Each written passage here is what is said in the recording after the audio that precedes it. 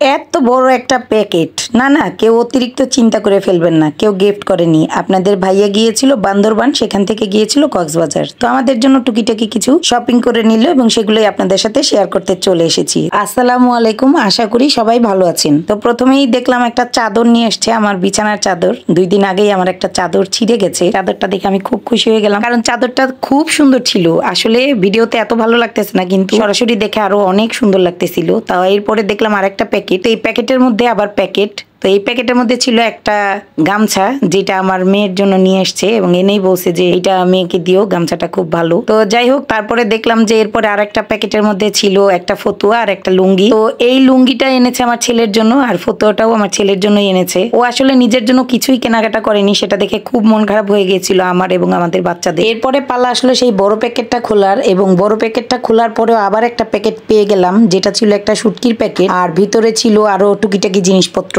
শুটকিগুলো একটু পরে দেখাচ্ছি, তো আগে টুকিটাকি জিনিসপত্র দেখাই, যেটা খুব ইন্টারেস্টিং। তো আমার হাজবেন্ড আমাদের জন্য আসলে এরকম কখনোই মার্কেটিং করে না, এই টুকটাক জিনিসপত্রগুলা। তো এর মধ্যে চলে আসলো আমের টক মিষ্টি আচার, আর তারপরে বের হলো 1 প্যাকেট চকলেট। এই চকলেট গুলা ছিল বাদামের চকলেট, খুবই মজা। আর এরপরে আসছে আরো 1 প্যাকেট, প্যাকেটের মধ্যে প্যাকেট দেখে তো আমরা খুব হাসাহাসি করতেছি। তো এই প্যাকেটটার মধ্যে ছিল বড়ইয়ের আচার এবং মিষ্টি আচার। এরপরে প্যাকেটের মধ্যে থেকে বের হয়েছে আরো একটি প্যাকেট, এবং আরো হাসির হচ্ছে এই প্যাকেটের মধ্যে আরো একটা প্যাকেট।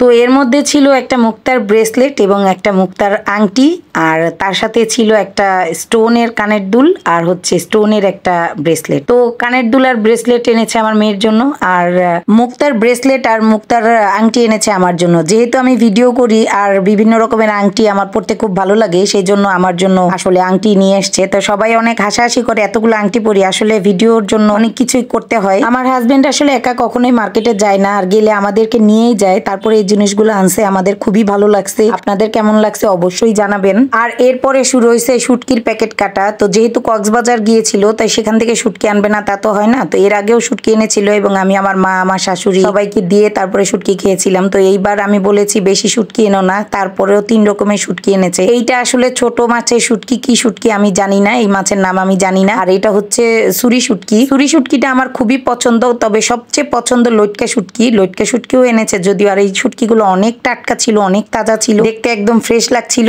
তো এই যে লইটকা শুটকি, যেটা লইটা শুটকি বা লইটকা শুটকি যে যাই বলে, ভুনা করলে আমার কাছে খুবই ভালো লাগে। ছোট শুটকিটা সাধারণত ভর্তা করে খাই, আর এই লইটকা শুটকিটা আমি সাধারণত ভুনা করি। তো অবশ্যই এই শুটকির রেসিপিও আপনাদের সাথে আমি শেয়ার করব সময় এবং সুযোগ মতো। সেই পর্যন্ত সবাই ভালো থাকবেন, আমাদের জন্য দোয়া করবেন, আর সবার জন্য অবশ্যই দোয়া রইল। তো সম্পূর্ণ ভিডিও দেখার জন্য সবাইকে অসংখ্য ধন্যবাদ। সবাই ভালো থাকবেন, আল্লাহ হাফেজ।